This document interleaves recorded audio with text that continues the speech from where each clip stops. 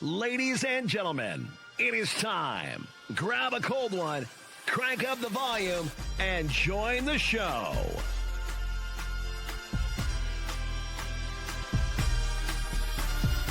Welcome to NBNR Live.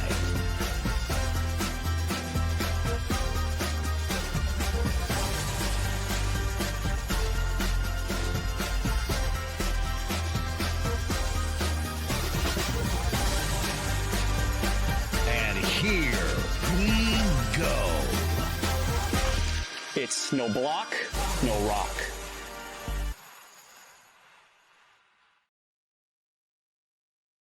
Oh, There we go. I was just waiting until I heard it. Go Big Red indeed. No block, no rock. Episode 250. That's a nice crispy number.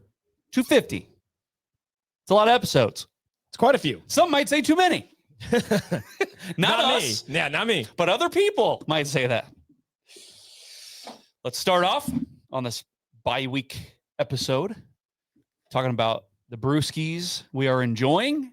Pickle Fight, the best pickle beer in the state. I will die on that hill. Every other one pales in comparison. So if you can get you a Pickle Fight and a Hy-Vee or something, go do it. You won't regret it. Connor. I'll tell you what, it is a bye-week episode, which means a couple of different things.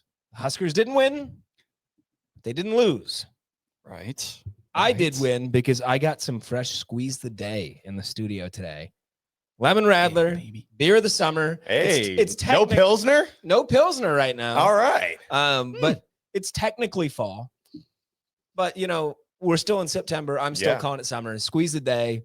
Beauty. It's still warm outside. It's you could say it's hot outside. Yeah, So I hate it. it is 100% the right beer to drink with this weather. Absolutely. Mike Delaware, what do you got over there? I am drinking. Kyle's not here, so I was I'm gonna say. I'm on the P's and Q's today. So bear with me, guys. And since he's not here, and since it's my favorite beer, the EOS Hefeweizen. I went to another brewery this weekend, and I tried one of their Hefeweizens. There's nothing like home, guys. There's no place like home. No place. This Are is you clicking the heels under that table? I should be. This is the best Hefeweizen in the state, maybe in the country. So, Oh, damn. I've tried a lot of Hefeweizens. This is just my favorite one, and yeah, the other one they just couldn't do it. So You go to other breweries around the state, and it's like, there's no better pickle beer. There's no better hef. Hey, I'll tell you Like, what, come on, there's- man. I have to, because I try to represent the state as well as I can. There are a lot of really good breweries in the state of Nebraska. Oh, yeah. I'm very biased. So like As you should be. Take my opinion, you know, with a grain of salt. But I do appreciate, like you guys really do appreciate it. oh yeah, yes. It's no And bullshit. you wouldn't drink it every week if you didn't. No, It's no. not just because it's free. Yeah, it's not just because it's free. Yeah. It's not just because it's on brand, but it's because it's world class. In every glass. Look We at that. Smoked you Look again. at that. That's okay. Kicking your ass Smoke me. recently. smoke the Jared pack. Just go for it. Mike, did you want to promote Sinovation? Of course, I Okay. do. I just want to make sure I don't want to throw it over to you before you're I'm ready now. So get it, King. let me read it. I'm going to try to do it as good as Connor does, even though Connor's here. He could definitely do this, but it's fine. At Sinovation Omaha, your image is our business. From eye-catching indoor and outdoor signs to clear, professional wayfinding solutions, we help your brand stand out where it matters the most. Transform walls into stunning wraps, turn vehicles into rolling billboards with custom decals and privacy or style with vinyl window graphics. When you partner with Sinovation Omaha, you're not just getting signage, you're adding curb appeal and creating a lasting first impressions for your customers. Hey, we got through that. Hey, I need like the NBA dunk contest. I just need a little sign to hold up. I'm giving that one an 8.6. Yeah. That's a good ranking. We try. 8.6 there. We try. But I will say, I give Sinovation a 10. Oh, sign There you it. go. They are elite at what they do. They make signs. They make your business pop. And they're local. So why not support local like we do on this pod?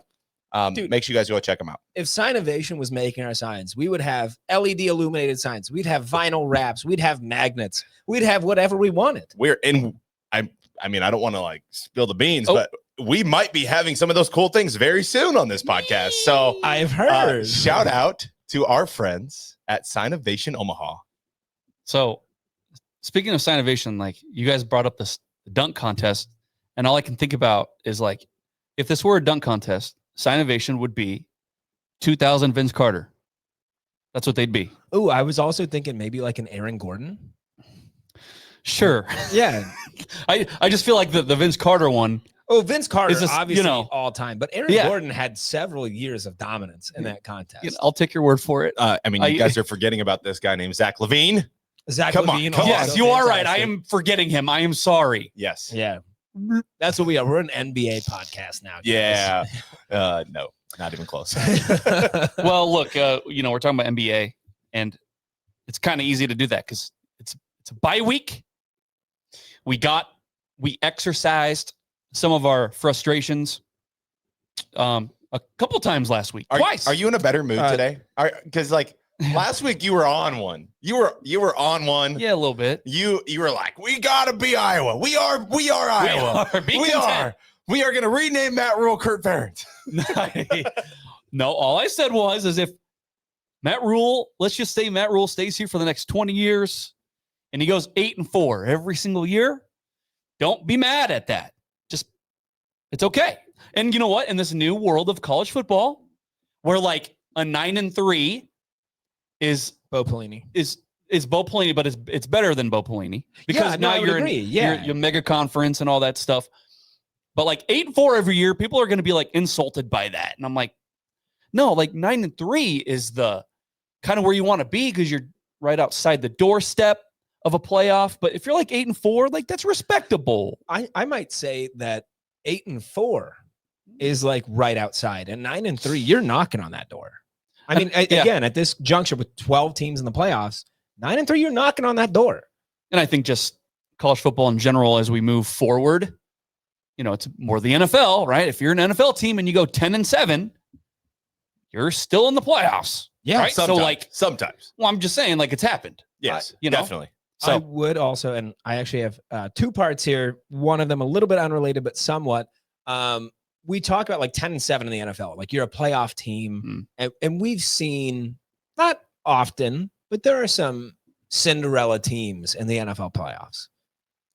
Yeah, I think we all agree that in the college football playoffs, Cinderella teams are not going to happen. You could argue that's like the best part about the NFL is it's not really about the best team like throughout the regular season. It's the whoever gets hot at the latest time. At the right time. At the right time. Exactly. Yeah. We do have a cool comment in here from Huskers.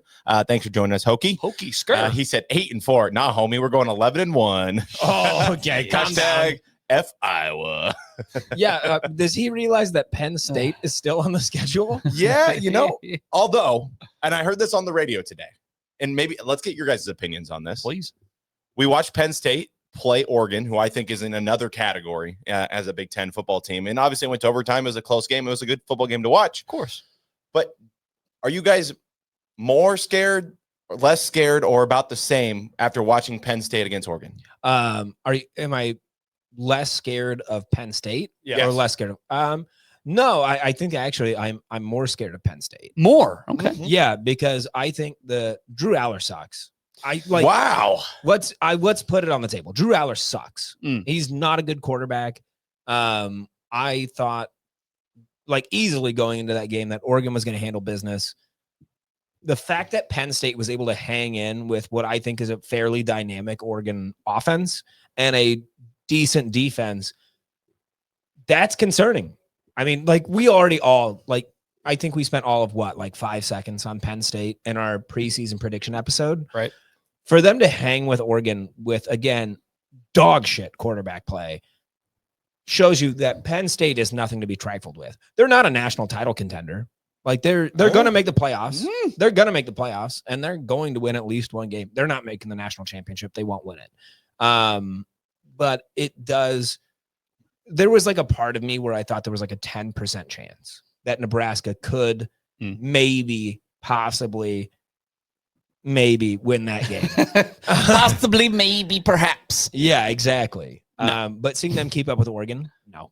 Okay. The way that you just described it, it makes me think that you'd be more confident because of the way Drew Aller's been playing.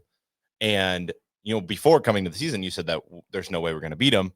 And now watching them hang with Oregon, but with subpar quarterback play, we were able to, or we might have a chance in at Penn State. I don't know.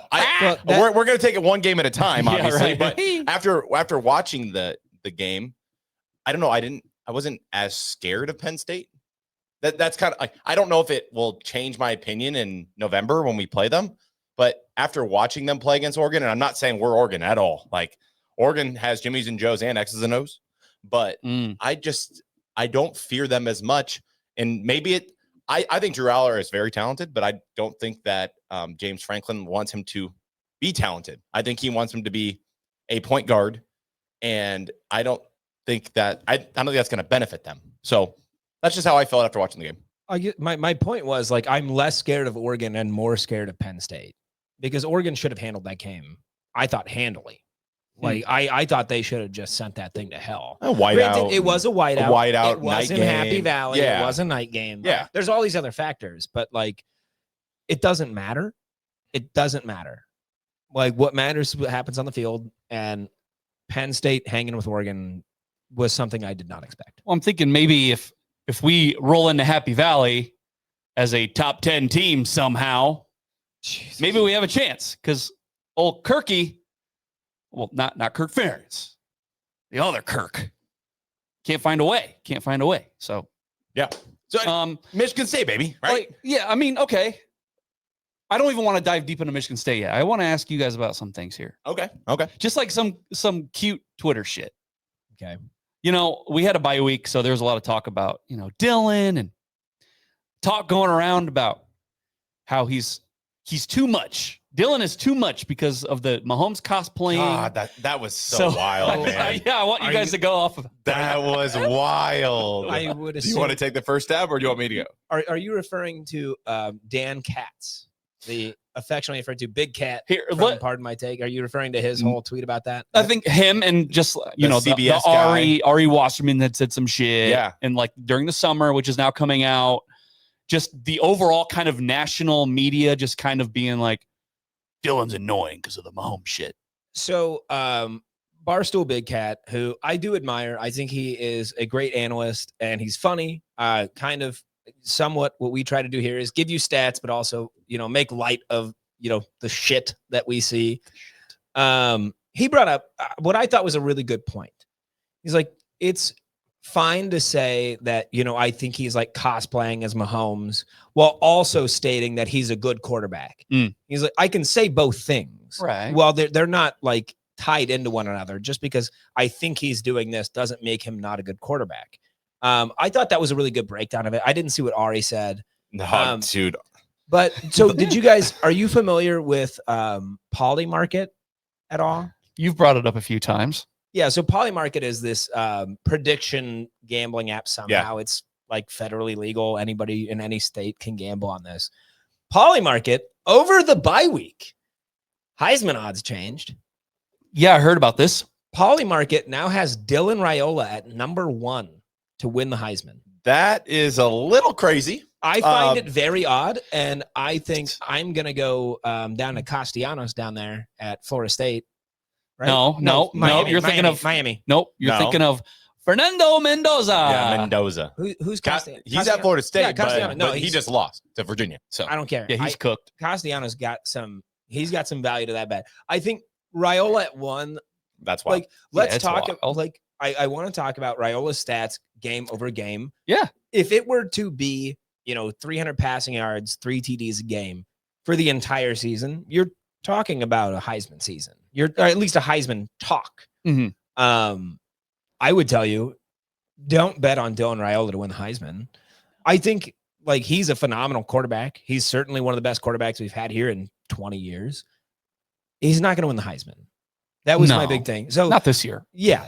But I mean, the Mahomes Raiola comparison again, I don't see it as much as I used to. If I'm being honest, maybe I've just become you were blind on Twitter last week. Yeah, dude. It's ramped up way more. It's ramped up. Is it weird to me or to you guys, I suppose, that like everything he does Yeah. They're like the little fucking hand thing. On the It's flex like, too, the flex. He did the Mahomes flex. Like, Mahomes. is Mahomes the only quarterback that flexes? No, he actually invented the flex. Like nobody's ever done it before. Not at any sporting event. Nothing. People are just looking for ways to make this an issue. For sure. Yes. Like, can we not just? Oh, he needs to be his own guy. Like, is he not? Like, I don't see. Well, he runs out and jumps before a game. Yeah, so do a lot of quarterbacks. So do a lot. Like, it's not Mahomes. Sure, it is something he's done, but like, I feel like we're being weird. Like, the fans and the analysts are being weirder about it than he is. Yeah, like even CBS before the Michigan game, you know how they have like little player interviews and shit before to like preview the game, and they upload it on YouTube as like a preview. Like, they had Dylan play a game where it was both he and Mahomes were like blacked out, so it was just a silhouette, and he had to guess who it was. Why? Like, that's the game that they had Dylan play. It's like, that's so fucking lame. The And, like, liberal insulting. media trying to destroy our quarterback. Okay. In response to like the stuff that was going on the Twitter sphere or X sphere last week, DB even chimed in a little bit and put some people in some graves. I'm just saying, like, some graves. DB didn't come with a shovel. He came with an excavator. Yes, 1,000%. Here's the thing: like, they're talking about they don't talk about all the good things that Dylan's doing, and that's why we utilize our platform. Is Dylan is playing quarterback at such a high level. The fact that he was able to throw for over 300 yards, and some people are like, stats don't matter. Okay, over 300 yards, 3 touchdowns. Like, the dude is playing on another level. If he was playing for any other school right now, like a ranked team, like, they would be going nuts. He would be front runner for the Heisman, all these things. He's completing. He has 11 touchdowns, 1 interception. He leads the country. He's the only guy that has over 1,000 yards passing, over 10 touchdowns, and is completing over 75% of his passes. Like, he is playing on another level right now. And the fact that these guys just constantly go back to the Mahomes thing is just annoying. Yeah. It's ridiculous. They don't actually watch the games. That's just that you talk about box score watching last week. Yeah. Like, that's it 100% what they're doing. They see the little clips, they see the comparisons on social media, and then they just react. And the one, what's his name? Tom? Was it Tom something? Sorry, The guy that did the podcast, and that was the guy that DB responded like Fornelli? to. Yeah, Fornelli. Fornelli. Tom Fornell. The Fornelli guy. Like, that guy was so off base, it was insane. He's like, oh, I just said that he doesn't have the legs. Like, you realize that he ran for his life, and on the plays that he did make, he was running for his life. Like, I've rewatched the Michigan game because I wanted to see if things were as bad as I thought. And things weren't as bad as I thought sitting in the stadium with you, Jared. And we kind of talked about it last week, but like, I know Matt Rule's like, oh, it was 3 play, and I kind of see what he's saying is, yeah, there were 3 plays. We did shut their offense down, just not when we needed to, and then those 3 big plays. Now, if that continues to happen, then maybe you don't have a very good rush defense, Right. But I do see where, like, we didn't fill a gap properly. You took a bad angle. Like, there's some things that happened against an elite running back, and Dylan was the most positive part of the entire game. So the fact that somebody could watch that and be like, yeah, and this is why Dylan sucks. And then you go look at the numbers and you're like, wait, which part? The fact that he was sacked 7 times? He was running for his life the entire game? Yeah. What? Well, like, and so I respect, and like, yes. Again, like, I don't think that's been one of my criticisms is like, yes, he does not step into his throws all that often. Okay. He likes to depend on his arm talent, which sometimes kind of flutters, like little, floated in. I do think just to point on that really quick. I do think that Nebraska fans see him do that, and we've never had a quarterback with the amount of arm talent that Dylan has. So when it looks lackadaisical for him doing that, fans kind of react. In reality, we just don't have a guy that has been able to make those types of throws with such ease the way that he does it. So I think it's kind of twofold, where it's like, well, I really wish he would just step in there and rifle it in. But in reality, the ball's where it's supposed to be. And I know that he's just kind of lobbing it in there, but it's a good ball because he has so much arm talent. And yeah, you have a good point about Nebraska quarterbacks lacking in the mechanics, right? But I'm still watching other quarterbacks play too. Like, I'm not just watching Nebraska quarterbacks. Yeah. But my only suggestion for Dylan is step into your throws, put some zip sometimes, and maybe not float backwards and like into the pressure sometimes. Like I feel like sometimes he kind of floats back and he doesn't get rid of the ball, which also helps with his completion percentage. He doesn't like to get rid of the ball. He likes to keep it and then he gets sacked. So it doesn't go against his completion percentage. I don't think he holds it that long. I'm just I'm not saying Dylan's like a bad. I'm just I don't think he holds the ball that long. I also think that stepping into your throw would be a lot better if we had, I don't know, a left tackle that can keep the pressure off that blind side, give him more time in that pocket. Yes. And give him an opportunity to be able to do so. Yes. But again, so I'm stepping back just one level. I'm sorry. For the Mahomes comparison, do you guys know any Nebraska fan that is comparing Raiola to Mahomes? I think mainly just the Chiefs fans that love Mahomes, and they're like, yeah, Dylan Raiola, his game looks similar because they train with the same guy. And like, why would you not want to model your game after one of the best quarterbacks in the NFL? Like, I get it. I don't know any Nebraska fan personally that is making that comparison. It's just odd. But again, to the stepping into the throw, like the O-line is not giving him the best looks. No, not at all. Like sometimes, you just got to get fucking rid of that thing. And he holds on to it too long and he's taking sacks. And it was the same thing we said, last year about Shedeur Sanders. Now that's different. Shedeur Sanders is very different. Shedeur Sanders was like actively taking sacks to preserve that completion percentage.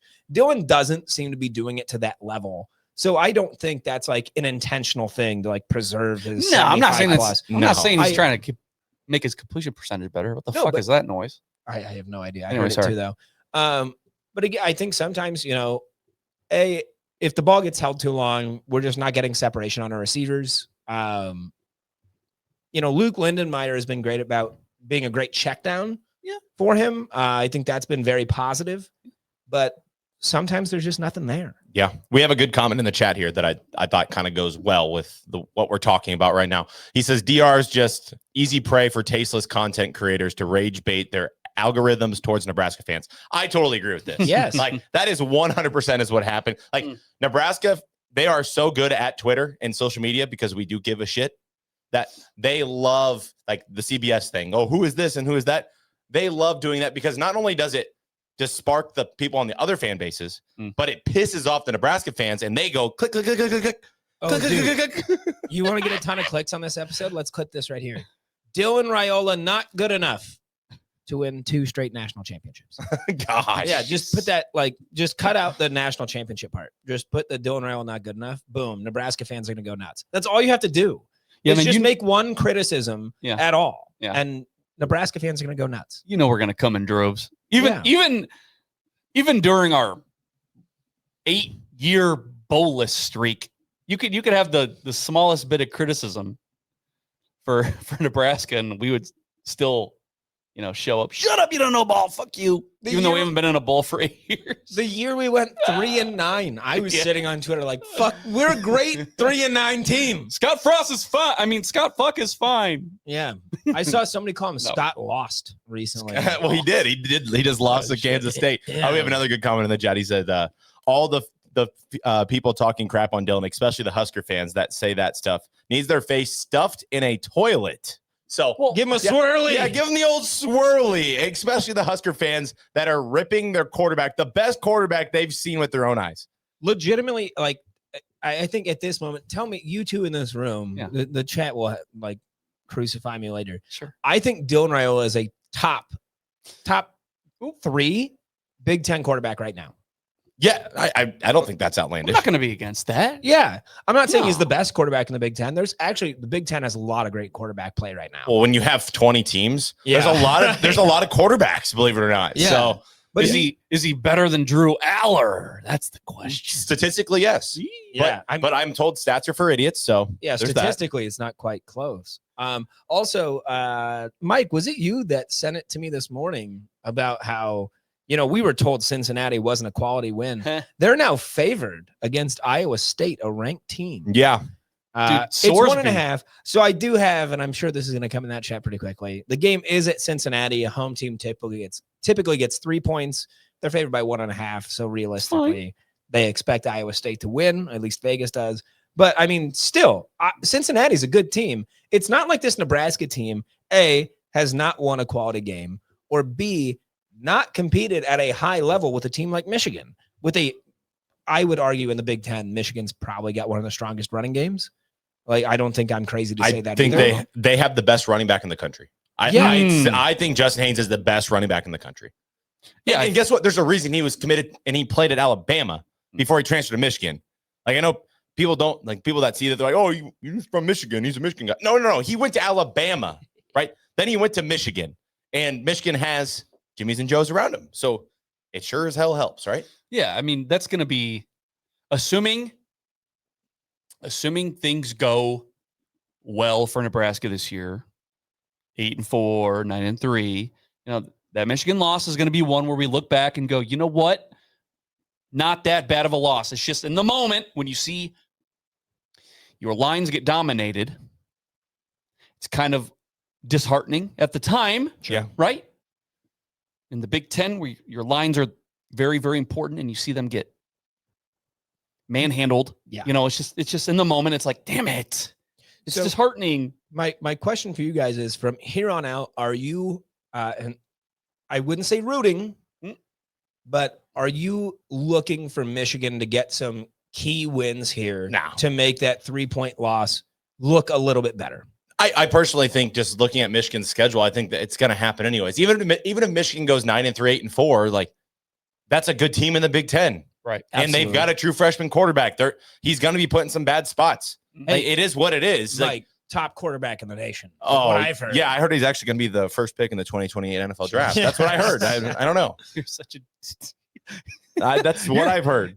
You're a little shit stirrer over there, Mike. Hey, he's got a 54% completion rate. That's nothing to scoff at. Yeah, dude. I mean, I've seen fan bases just clamor towards 50% completion percentage like Anthony Richardson. I knew that was coming, you son of a gun. Jesus. Well, and, you know, we're talking about Bryce Underwood and Justice Haynes, and, you know, Brendan Sorsby is looking more and more legit. He's a baller, dude. He's a good QB. Like, you see okay, so Nebraska is still ranked on paper the best pass defense in the nation. And of course, like, Sorsby passes for like 70 something yards against us, right? Yeah. And then you see he's putting up like 270, 320. His completion percentage is probably near Dylan's. He's actually the number 1 PFF quarterback in the country right now. If you want to talk about Heisman odds and all that stuff, he is the number 1 rated quarterback, according to PFF, in the entire country. Yeah. And we made him look like a running back. Make him look like Mike Delaware out there. No, I can't run like that. Do you want to hear a hot take on, you know, how we made Sorsby look? I think Cincinnati knew what this Nebraska defense was, what that D-line looked like, and they knew they could capitalize on the run game. And that's why you didn't see a ton of passing yards out of Sorsby in that game. Now, when he's playing teams, they're like, that D-line's a little bit more difficult, a little bit more staunch up front. We got to air it out a little bit more. I think that's why we didn't see that much out of Sorsby in that Cincinnati game. Which is interesting. That's an interesting point, because Big 12 teams aren't supposed to have better lines than us. You know? They're not supposed to. I'm not saying they don't. I'm just saying they're not supposed to. Yeah. Well, and again, I mean, we've talked about this 100 times too, is that our team's young, man. Like, youngest in the Big Ten. Yeah, they're young. They're small. They're not developed like a team like Michigan is. We're just not there yet. And we can get there. I'm not saying that this current, unit will. I'm saying that it's possible. But if I'm Cincinnati looking at this Nebraska D line, I see a very glaring issue here. Yep. Yeah, I'm going to take advantage of that. That's how you win games, and it's how it came down to an incredibly tense ending. So why air the ball out and potentially with a Nebraska secondary that, again, is no joke. I mean, Underwood, again, not a great passing quarterback. He did just enough with his arm. So yeah, I don't know. Everybody's they're talking about how elite he is as a passer. Nobody has seen that yet. Like, he's got a strong arm. Yeah, but so what? So what? Mike, if you're drafting a pitcher in the MLB draft, he can throw 100, but he doesn't know where the fuck it's going. Yeah, you kind of have to have a little bit of accuracy as well. Mike made a reference moments ago, which was a direct shot at me, and I get it. I get it. He was right. Hey, let's go. Yeah, it's the only time I'm ever going to say that. But Anthony Richardson, I mean, Anthony Richardson was great on his feet, much like Bryce Underwood. Yes. He could take hits, much like Bryce Underwood, and he could throw the ball a quarter mile. Nobody knows where it's going, but the ball will travel. Yeah, it'll get there. Bryce Underwood is Anthony Richardson. I believe that. Yeah. I genuinely believe it's the same play style. The only thing that I see out of Bryce Underwood that I didn't see in Anthony Richardson is Bryce Underwood is not made of glass. Not yet. Not yet. You know, but if you continue to take hits, like you're going to be. So I did want to inform you guys because this is literally like on the spot, but we are going to have a couple Michigan State guys joining us. When? They're in like 15 minutes or so. Oh. They're going to help us preview Michigan State. We've got 169 people in here watching us live. Nice. While Jared's grabbing a Nebraska Brewing Company beer. I'll take one. While he's grabbing Nebraska Brewing Company beer, if you guys don't already, make sure you guys subscribe to our YouTube. Follow us on all our social platforms at NBNR Podcast. It's the same handle, so we make it really easy for you. But yeah, we've got a Michigan State podcast that is joining us here in probably about 10 to 15 minutes. Is it green by 90? No, and it's not green by 90. Thank God. Sparty party. So before they get in here, before they get in here, maybe we give our 2 cents a little bit about this Michigan State game, and then we'll get them in here to kind of validate some of the stuff that maybe we think could happen on Saturday. We'll get a prediction from them, and then we'll give our predictions at the end. Well, Mike, you're the big guest guy. You like to book our guest. It would have been nice. I didn't know until if I would have known. Yeah, it sounds like this just happened. Because I literally have zero. Like I have like basic like, hey, I see your quarterback, and his numbers last year were very similar to Dylan's, where like he also threw like double-digit interceptions, like 13 to 11 touchdown interception ratio, like very similar to Dylan's. Almost exactly. Yeah. And so I was just wondering, because you look at his numbers now, and they look pretty damn good too. Aiden Childs. So I'm just curious to know what kind of quarterback we're looking at here. Is it more Bryce Underwood? Well, guess what? I don't know. Guess what? What? I have people that will answer those questions for you coming on into our show live. So make sure look, Corby's from Michigan. He says, living in Michigan, they treat him like a god here. There's willing ignorant. Okay, I think he's actually talking about Bryce Underwood, I'd imagine. So disregard. Mike, while I give a little bit of a point here, can you just pull up Michigan State's schedule so far for me? Yeah. I think from what I've seen, I'm looking purely at scoreboard. I have not box score watcher. Yeah. Oh, shame. You heard it. You heard it here first. Game of Thrones. Shame. Okay. Do you want me to read you what they've done so far? Yeah, please. Okay. So far, Michigan State, they opened their season against Western Michigan. They won 23-6. The next game they played Boston College, and they won 42-40. Yes. Then they played Youngstown State, the Fighting Penguins. The Fighting Polinis. They won that game 41-24, and then they played at USC, and they lost that game 45-31. Yeah, and we open as a 10.5 point favorite, which is wild. So I think what a lot of people, if they're watching right now, are thinking is, wow, that's a close game against USC. I think USC might be a paper tiger. I really think they might be. I don't think they're as good as people think they are. I think from what I've heard is that there are two different Michigan State teams. There's one that's out for blood, and there's one that's out there to kind of roll over. It's going to depend heavily on that. We are in Lincoln. So I think, we trend more towards, a team that's a little bit more easily rattled. Memorial, well, not like a hostile environment, a very loud one. A very loud one. Connor. So opening, I don't know if the line's still at 10.5.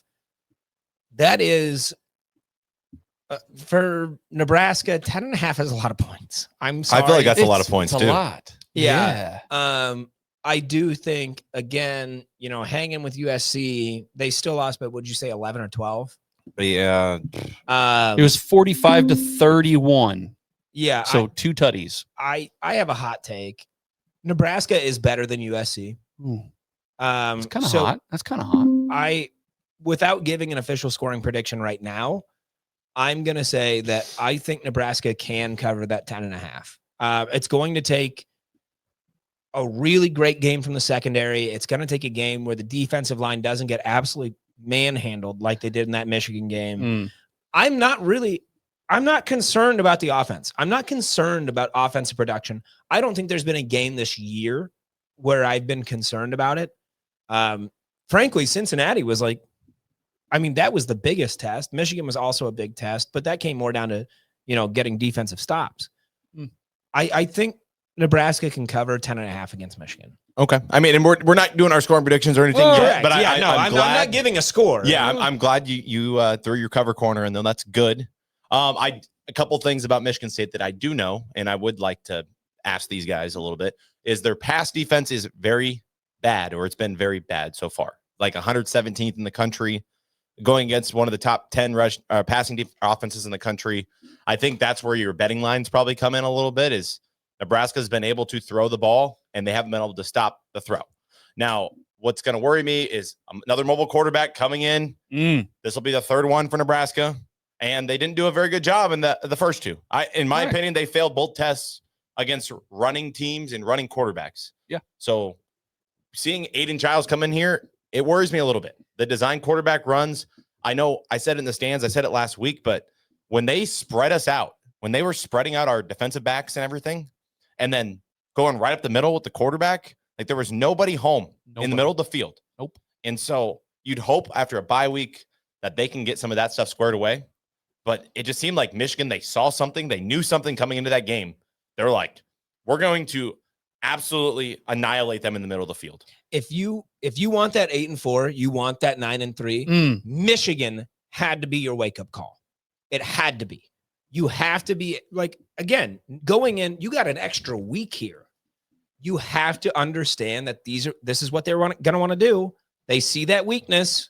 You're going to have to patch those holes. Yeah, dude, like if they're going to have the type of season that we want them to have, the month of October is where it's going to be made or lost. Like, this is the month, because you're facing teams that aren't great. You're facing teams that prioritize basketball over football. I hate it. And it's time to fucking go. Like, this is the month. The month of October is where you make hay. Did anyone in this room call Michigan State a loss?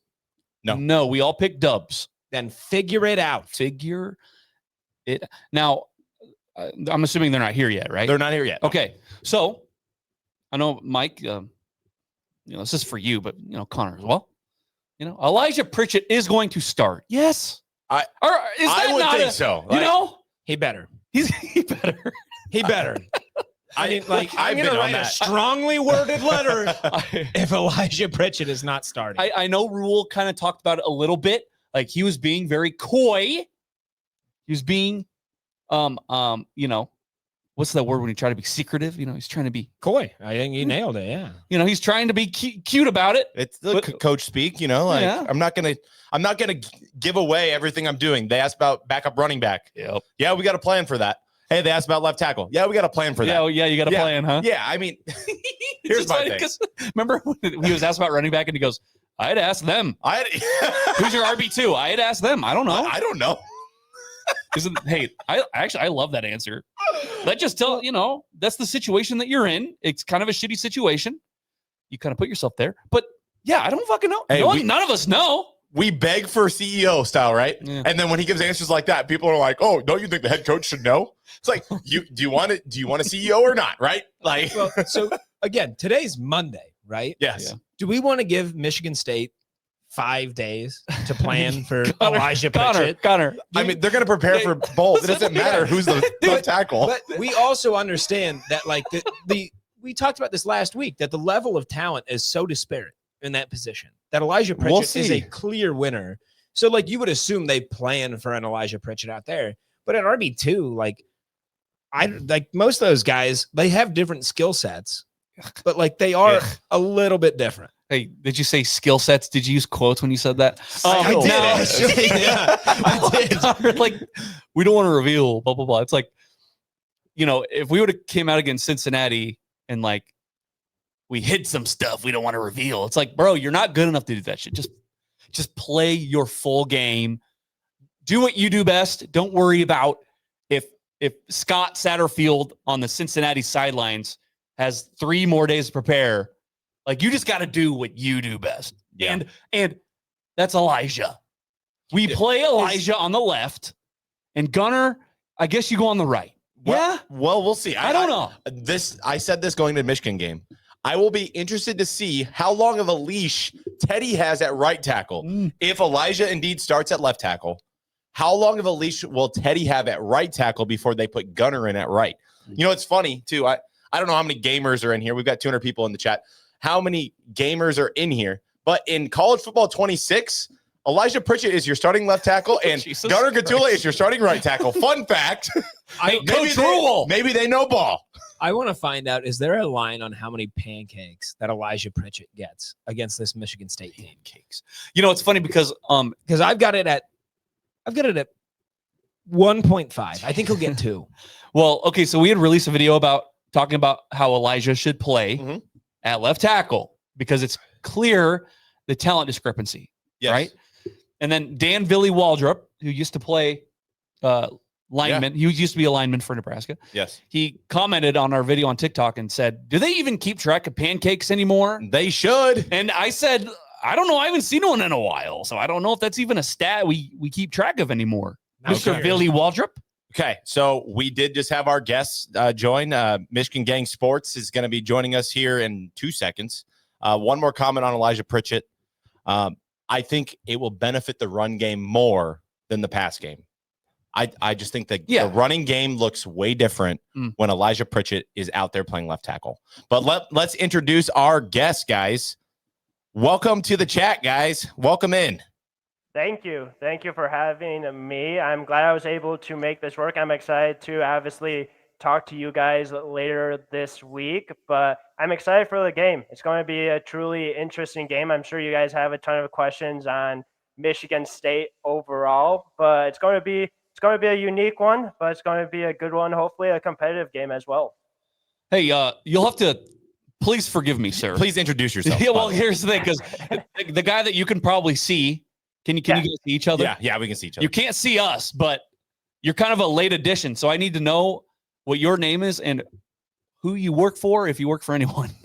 Yeah, so my name is Zach, and honestly, I don't work for anyone. This is something that I've always enjoyed. This is something that I do for fun. I don't make anything doing this. It's something that I've always been extremely passionate about. It's something that I've always wanted to do.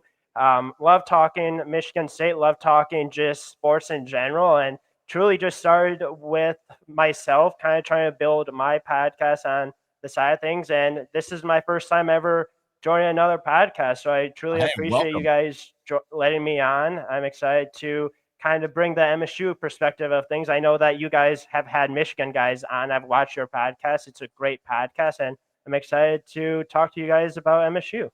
Zach, just so you know, you are not being paid for this. Okay. We also don't get paid. Yeah, we also don't get paid. So welcome to another podcast where we do this because we love it. So there you have 209 Husker fans in here that want to know about Michigan State. Give us just a high level of what we should expect from Michigan State offensively, defensively, because I'm sorry, I don't know a lot about them. I know that Aiden Childs is a baller, but other than that, I don't really know much about him.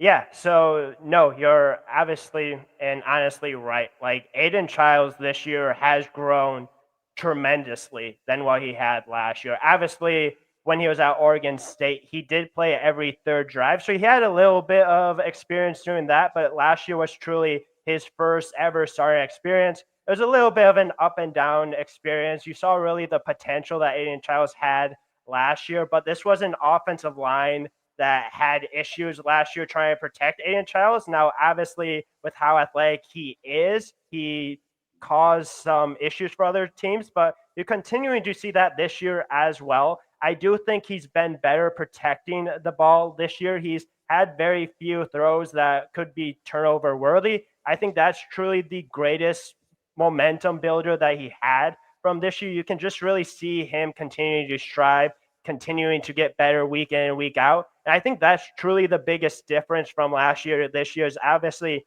his growth. But then offensively, you have to talk about guys like Nick Marsh. You have to talk about guys like Amari Kelly. Now, this offensive line overall, I do think is better. Now, they do have a couple injuries that they're not 100% sure if they're going to play in this game. I don't know how much I'm going to talk about that. The left tackle is not playing. Oh, baby.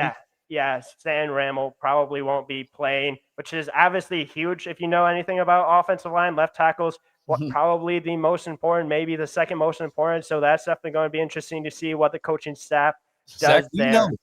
Zach, we were just talking about Zach. left tackles about 5 seconds before you got on here. Yeah, man. I was just going to say there's one of my teams. We have a really good left tackle with the Detroit Lions. The other team with MSU has kind of struggled with the left tackle on the offensive line the last couple of years. So definitely understand what it's like to deal with a little bit of offensive line issues. But offense is truly where this Michigan State team just truly relies on, honestly. This offense for MSU under Brian Lindgren has taken that next step. Running the ball, they've been better this year. I think Mekhi Frazier is by far the best running back that this team has. You've seen it throughout this year. He played in the USC game. Don't know if he was necessarily 100% healthy. I know he did get injured against Youngstown State, so he's going to be a guy you're going to have to keep an eye on for. And I know you want to talk about defense. I wanted to focus mostly on the offense because that's truly the strength of this team. Defensively, pass rush has been an issue for MSU the last couple of years. It continues to be one this year. So I'm sure that you guys hearing that might bring joy a little bit because pass rush getting to the quarterback has been a little bit of an issue. Linebacker is a little bit thin right now. They do have Jordan Hall coming back. He did end up getting a targeting call in the first half, so he's going to be back. He's going to be a huge guy. He's kind of the green dot for this team, so he's kind of like the captain of this defense. He's a captain on this team as well, so he's a guy that you're going to have to keep an eye for. And then secondary, it's been okay. Like, it hasn't been anything great, but if you truly have to talk about one weakness of this team, it's definitely the defense. So I know that you guys like to score a little bit. It's really going to be about this run defense for Michigan State because that truly seemed like it was the strength of this team going into last game. Don't necessarily know that anymore because of what happened against USC. All right, Zach, I got a two-parter here for you. You gave us a great rundown there on that Michigan State team. Yeah, sorry about that a little bit. No. Hey, maybe not enough about how bad the defense is, but it's fine. It's fine. I do really appreciate it because, again, I haven't had enough time to really deep dive into this Michigan State team, so that's really great context. But we talk about Aiden Childs being a baller. Nebraska's secondary playing, I would say, relatively well. I mean, it's not winning any awards or anything like that. It's one of the best in the country. They've done all you can do. Yeah. It is. I think actually we talked about earlier. Is it still number one in the country? Still number one. Still number one in the country. 75 yards a game on average. I don't know why I'm I'm just waiting for that shoe to drop. But you talk about you've got a great running back there against a Nebraska D line that's been kind of weak. But we also, in the same breath, talk about Michigan State's secondary, that passing defense. I believe we said earlier was ranked, 111th in the country.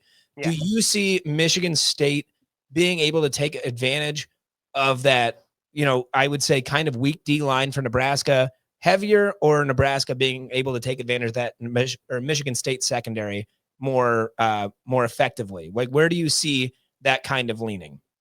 Yeah, I definitely think that's an interesting question. I can definitely lean both ways, to be completely honest with you, because I think we've seen MSU be able to run the ball effectively, especially in the second half. I thought against USC, they were able to run the ball pretty well against a USC defense that is actually pretty good. I know it's definitely better than what they have been in the last couple of years. I know they're extremely athletic, but we've also seen MSU really struggle to run the ball. So I truly think it's going to really depend on what offensive line really steps up, what kind of left tackle we have. Obviously, that's a big unknown. We've had injuries continue on this offensive line. One of our starters is out for the full year earlier against Youngstown State. So it's definitely a deeper offensive line than what we've had. But I think there's a little bit of, again, uncertainty with how this offensive line is going to look without this left tackle. Now, I know you did mention, obviously, Michigan State secondary. I do think a little bit of the issues we've seen in the secondary has been because of a pass rush that Michigan State hasn't been able to have. Now, there's been times where they've gotten a little bit of pressure, but you saw against USC with Mayava, he was able to get out of that, and that was one of the few times where MSU was able to get pressure. So if you want to feel a little bit more comfortable with the Nebraska offense and just being able to attack the secondary, I can definitely see that just because of what MSU has faced this year and how they've given up quite a few yards. Now, no offense to Nebraska, but I truly think USC probably has a little bit of a better wide receiver core than Nebraska has. You could maybe argue a better quarterback. I don't know what you guys' thoughts. I think really highly of Dylan Raiola. I think really highly of Mayava. I think Mayava is great. I think speed-wise, USC maybe provides a little bit more of a challenge for Michigan State, but Michigan State also gave up a lot of points against USC, gave up a lot of points against Boston College, gave up too many points against Youngstown State. Yeah. So, like, do I think you guys should be able to score quite a few points on Michigan State? Yeah, probably. It's just going to be mostly dependent on what your guys' defense can do against this passing attack. Can you force Aiden Childs to make a mistake? And can you defend wide receivers like Nick Marsh, Amari Kelly, Krishan McCray? You also have Jack Belling, Michael Masunas.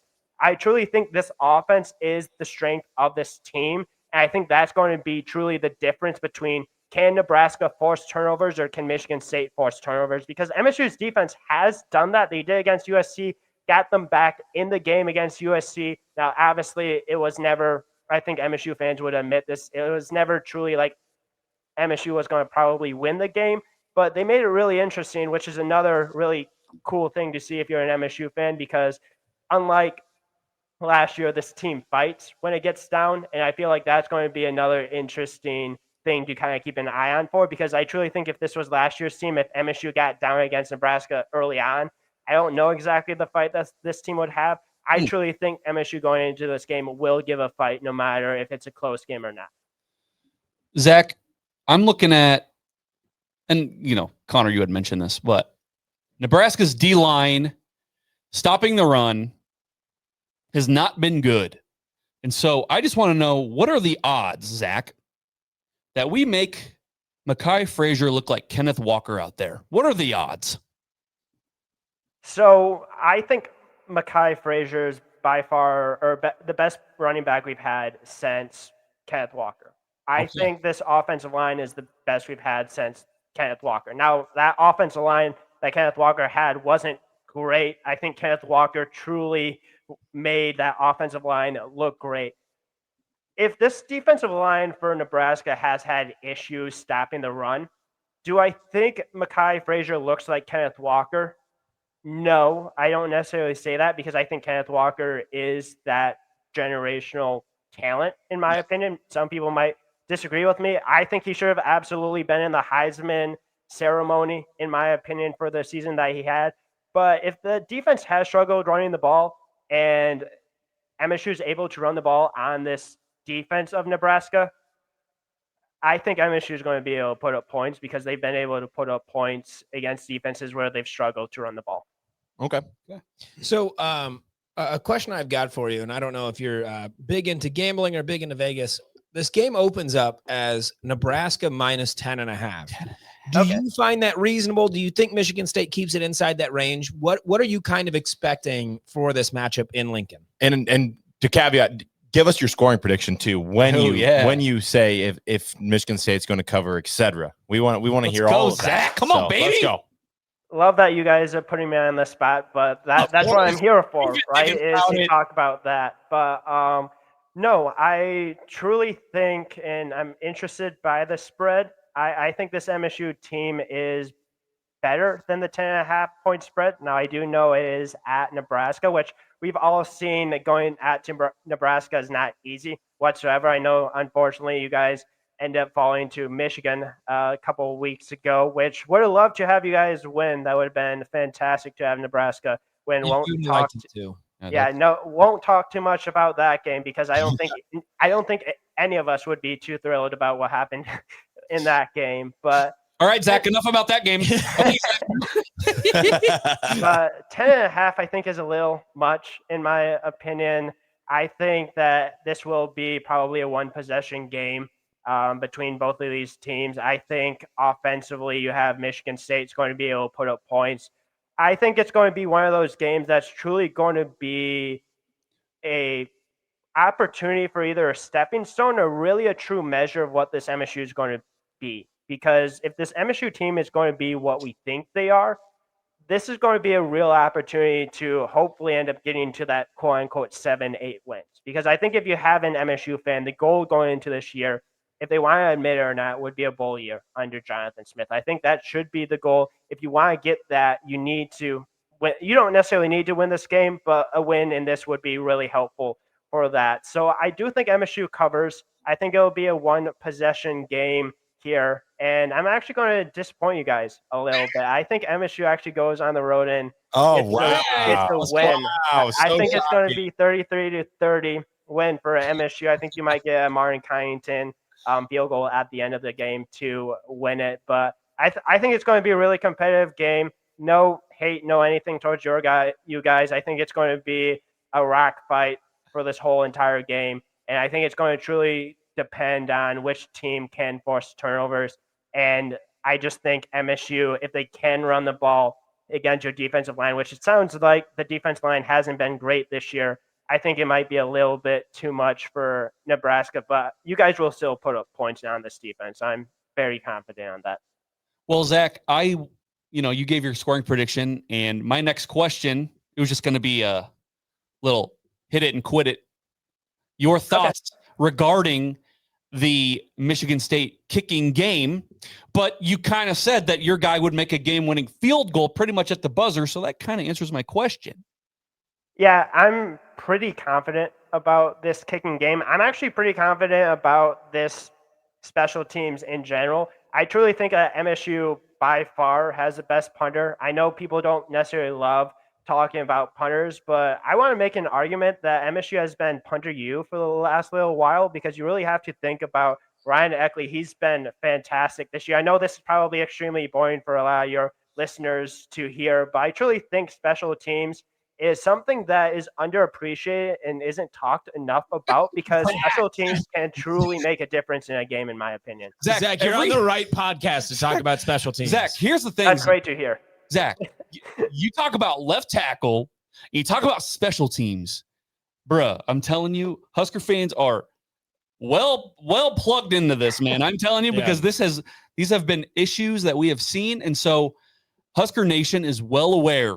I'm telling you, we've never been more interested in special teams than in the past, 10 years, I guess, because we've just been god awful. Yeah. Hey, you can't be worse than Oregon State. Remember your little punt return a few years ago? Remember that one? Yeah. Yeah. A little bit. Zach, I honestly really hope you prove us right this coming Saturday that you've got a great punter, because I'd like to see him on that field a whole lot. I unfortunately would not like to see him on the field a whole lot, because that means that MSU is putting up points. But we've seen it this year where Ryan Eckley, when MSU's on maybe the 50-yard line, really needed to kind of not flip the field, but really need to get in the 20-yard line. He's put it multiple times on the 1-yard line this year. Beautiful. That is just a difference maker. And I believe this year, I would have to look up exactly the distance wise, but I believe he's almost averaging 50 plus yards a punt.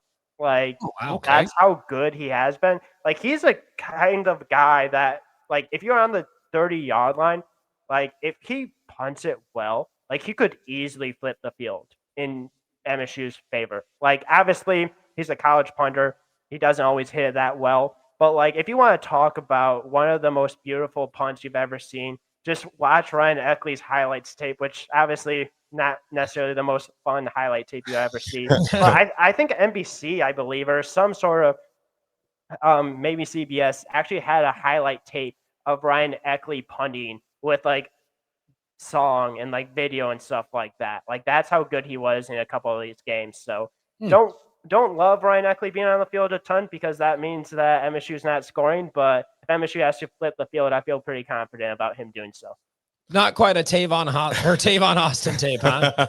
No, not as fun, but especially when he's punting it and it's stopping at the 1 yard line, and Oh yeah, a safety would be great for the defense. So that would be really fun for me if we got a safety in this game. Yeah, I just hope your defense can stop, and just anybody. You've given up over 40 points in a lot of games. So but we'll see. We will see. We want to thank you for coming on the No Block No Rock podcast. Make sure all the listeners out here, the 235 people that listen to Zach talk about the great punter they have at Michigan State, make sure you guys go follow at Michigang Sports. So we appreciate you, and can't wait to get on your podcast on Wednesday. Yeah, no, really appreciate you guys letting me join. I know I talked a little bit about a great punter, but truly don't underestimate this offense. We've seen it this year. We've seen them be able to put up points.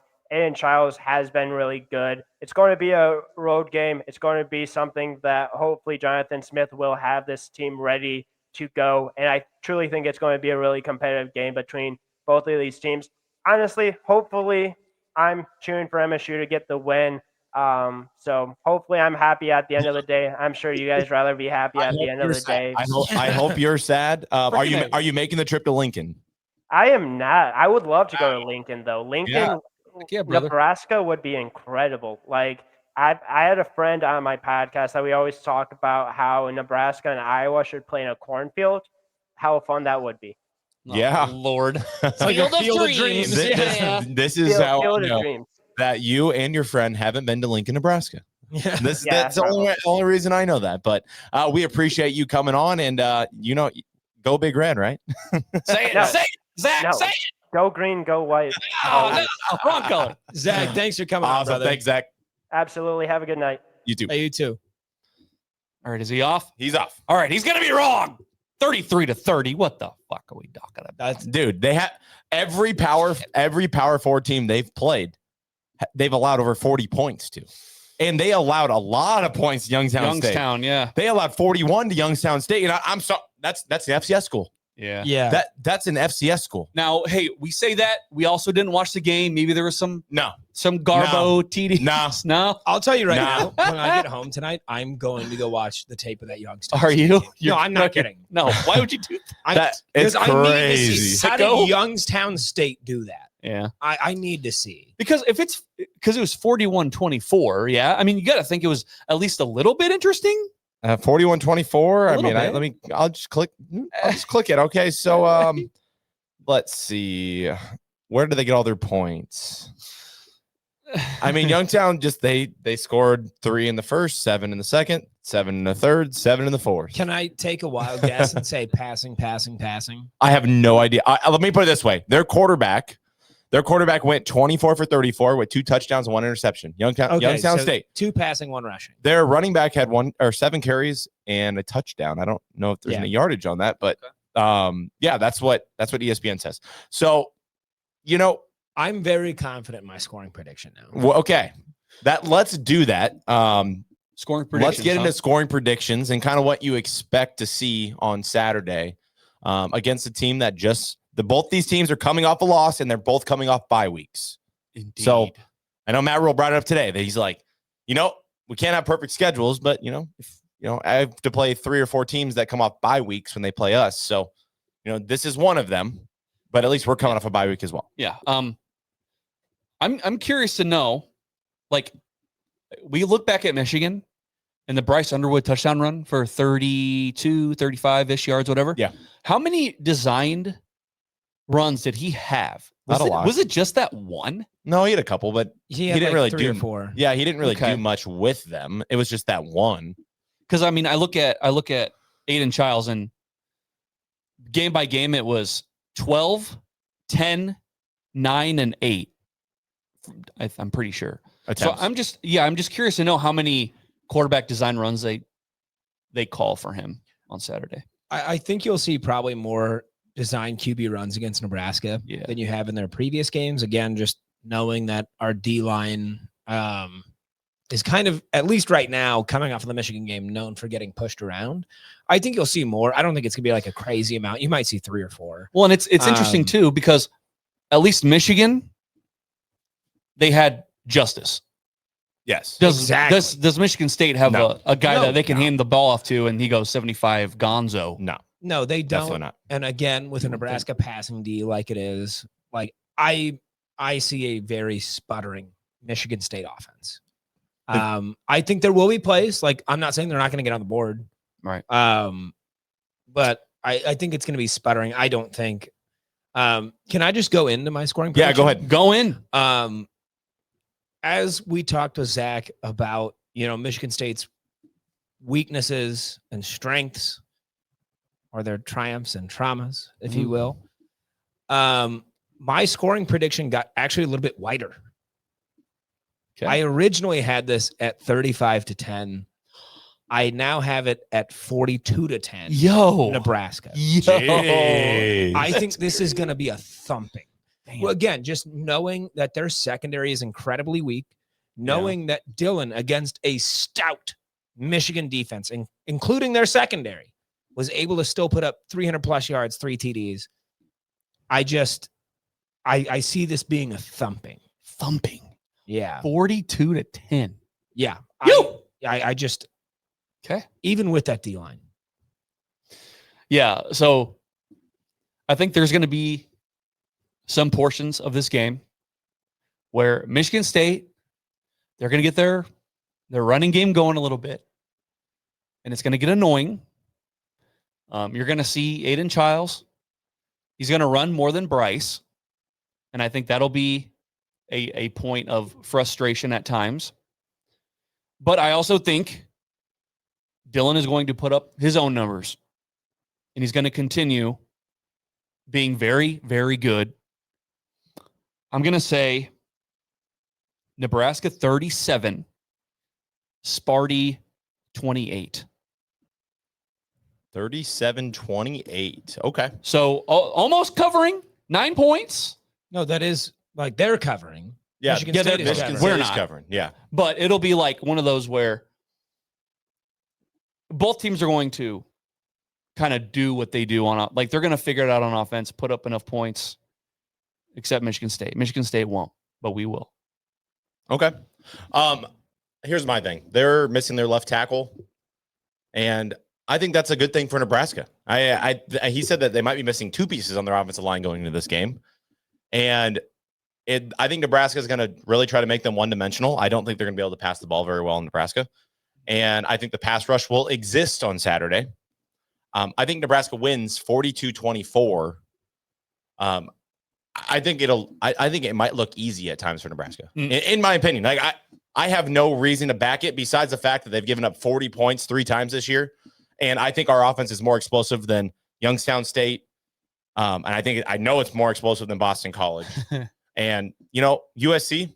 Even if you want to call them the same as far as offensive firepower goes, I'm going to still say Nebraska can also put up 40 points, just like the other teams. And so, I had made the point during our preseason when we were talking about Michigan State, how in the past 14 seasons, they've had 7 double-digit wins. And everybody was like, whoa. And that was also under D'Antonio.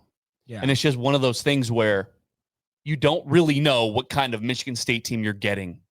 Like, back in the day, Michigan State used to be known as the thumping team. They might score 9 points, but they'll still find a way, because they're hard-nosed and D'Antonio's a good coach. So I don't know if that still applies under Jonathan Smith. So I don't know. I don't think they're going to be that thumping hard-nosed team necessarily. No, it's going to look like Mike Riley, though. I mean, like Jonathan Smith, you could call this game the Mike Riley Just Bowl. because he's a beeve? Yeah, he's a beeve. He was with Mike Riley through time and through, and I just think the way that they run their offense is going to look exactly like Nebraska did from 2016 to 2018. It's going to look very similar to Nebraska. They're going to work on getting end arounds. It's going to be try to establish a run game. If they do that, that could be a problem for Nebraska. But I'm sorry, you're going to make Aiden Childs try to beat you with his arm. And they're going to have the same blueprint as they had for Bryce Underwood, and hopefully they execute it better. I mean, they did pretty good against Bryce Underwood, minus those 3 big plays, but he didn't beat him with your arm. Right. So as long as they can contain Aiden Childs, Nebraska's going to win the football game. That's it. Simple as that. And hey, out of a bye week, I know Michigan State is also out of a bye week, but Nebraska, you're at home. You got 90,000 in red behind you. Can you bring the energy, please? Oh yeah. Like, can this not be one of those where it's like, Better oh, not be man, sleepy. We're out of a bye week and we just coming off a loss to Michigan and we're a little sleepy. Can we not do that, please? I don't care if we lost to Troy last week. It's a no-sit Saturday. It's always a no-sit Saturday. Hey, I did my damnedest. Yo. Stand up. No, man. These Get people, loud. These Husker fans sit on their bums, bro. Dude, I'm telling you. Stand up. I wrote that article. Make sure you guys go check it out, Nebraska on SI. But I wrote that article about how Nebraska and Memorial Stadium needs to be back as one of the hardest places to play in college football. It starts again on Saturday. No-sit Saturday applies on every Saturday, no matter the opponent. It was supposed to be last. It was supposed to be against Michigan. Fuck. But still, Nebraska fans, show up, wear red. Wear red. You look in your closet and you're like, oh, I got this black polo and this red polo. Or I got this black cutoff and this. No. Wear red. Wear red. That's what color you wear at Memorial Stadium. Jesus. You wear red. You stand up the entire game. That's what you have to do on Saturday. Yeah. No-sit Saturday applies every single Saturday. If you want to have a little number next to you on the college football games, the video games, it starts with making it a hostile environment that teams can't walk in and take your lunch money. We do have a blackout this season, though. Oh, Save the cool. black Yeah, for guess later. what? You want to know what the blackout's going to look like? What? It's going to be red, white. It's all the colors. They're not going to execute. Purple. Yeah. Mike, what do you say to the person that says what? You deflating? I thought that was Mike that deflated like a balloon. Because I already know he's gonna like. What do you say to the person that says, "I'm still loud when I sit down"? No, you're not. You're not loud when you sit down. I'm still loud when I sit on You're my not. ass. No, you're not loud. Before we wrap up, guys, I know we've got 239 people in the chat. Make sure you guys drop your scoring predictions in the chat. I want to see how many people think Nebraska is going to beat Michigan State on Saturday. You know, this is one of those teams, too, that Nebraska's kind of had their number in the Big Ten. Like, out of all the Big Ten opponents we've played, like, yeah, people like to remember the shitty punt return. Yep. But, like, other than that, yeah. like, I remember Jamal Turner. Yeah, DeMornay. Well, that wasn't a loss, but yeah. Brandon Riley. Like killing. Do you remember killing Kirk Cousins when he came here? Yeah. And they were ranked in the top 10, I think. And we destroyed Michigan State that year. I'm just saying, like, for a Big Ten, and Scott Frost's best win. Yeah. Yeah. For a Big Ten opponent this season, I think this is probably one of the weakest rosters that we've got left. I genuinely believe that. Like, this is a team that we should stomp. Shit, dude, you said 42-10 for God's sake. Oh, yeah. And I mean it. Woo. Whole chest. I don't see, like, their rushing offense, from what I understand, is good. Their passing offense is good. But, I mean, from what we've seen, playing an elite passing defense. Again, with them missing a left tackle and potentially another O-lineman, that pass rush gets in there. You make them nervous early on. But this game can get ugly in a good way very quick. Hey, you know what? I know he made an excellent play in week 1, and I know this episode's kind of going long. Can I see some Vincent Shavers? Yes. You know what I mean? Please. That week 1 versus Cincinnati hits the dude, ball pops out, key turnover before halftime. Can we see some Vincent Shavers action? I'd love it. This is the type of game that we need to see him, though, because there's going to be a lot of quarterback run, and somebody's going to have to be in the middle of the field. Right. And believe it or not, Vincent Shavers plays middle linebacker. So what are we doing? Like, they better have been watching a lot of film this bye week, but we've got a lot of score predictions coming in the chat. So far, nobody has picked Michigan State. Oh, baby. Besides our friend Zach. So Shocker. In this chat, you're kidding. Never. Anything else? I think we're good. Yeah. I'm good. Yeah. I mean, we did have should Latif play? No. Yes. Yeah. He should start. Yeah. Latif will play when we're up 5 scores. That's when he'll play. If we get to 42-10, maybe you see Latif. According to Connor. Maybe. According to Connor, he's going to play the whole second half, just like he did against Houston goddamn Christian. You basically think Michigan State is Houston Christian, Nah, bro. first half is 24/7. I'm gonna get real specific. Crazy. I want to see some Latif in the red zone. Let's go. Yep. Come on. Huskers said EJ runs 150 yards, 2 touchdowns, 1 rushing, 1 catching. So Can you say that one more time? I'm sorry.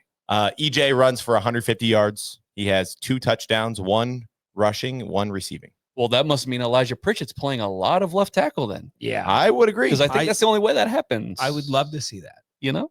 But I think we're gonna see a lot more secondary attack. Wonder what the RB2 is going to look like. I don't know. Okay, everybody make a guess right now. Who is RB2 going forward? Dude. It's got to be Quentin Ives, right? I would think. Connor Booth. There you go. Shut up. Why not? Turn his Why mic not? off. Turn his mic He's off. just as good as the other guys. All right. Let's wrap this thing up. I'm one of your NBNR podcast. Same handle for every. You already plugged us. I know. Plug it again. I know. There's more people. Plug those holes. Spotify, YouTube, especially YouTube, Apple, NBNR podcast. No block, no rock. That means if you don't block, you don't get the fucking rock. Elijah Pritchett. I want to see Elijah doing the Caden Proctor special. Can we see some Elijah Pritchett going out for a screen pass and just running over some folks? That'd be cool. Can we make this offense kind of fun? You guys want to hear something wild really quick? I had to explain to people that have listened to us for like 2 or 3 years now what no block, no rock meant. It's crazy. It's crazy. They're like, I Dude. thought it meant like you didn't win if you didn't block. I was like, well, that's true. I mean, but like the rock is the football. fucking ball. Oh, So like if you don't block, like Hey. a receiver or a running back doesn't block, you're just not getting the ball. yeah. They're like, oh, that makes way more sense. I mean, yeah. I've had people like, wait, is no rock, no block? I'm like, No the fact block. that you're asking me that just means, fuck, dude. I don't. yeah. It's not that hard of a concept. It's not hard. It's not hard. Make sure you guys go. Like we've got 240 people in here. Make sure you guys subscribe to our YouTube, please. Make sure you subscribe on YouTube. And if you guys want to join our Discord, we do have a Discord where we have lots of NBNR listeners talking about Nebraska football, baseball, volleyball, basketball, Mike, everything. How much does it cost to join It the is Discord? free. Fucking Fucking cow. zero. So It's free? Yes. If you want to join the Discord, just DM the podcast. We respond. So that's another thing. If you've got opinions, just DM us. We'll probably respond unless it's really bad. Yeah, So, we do respond on that Discord. yes. I'm one of your hosts, Jared Hall. Connor Kavalak. And Mike Delaware. As always, beat Michigan State and GBR.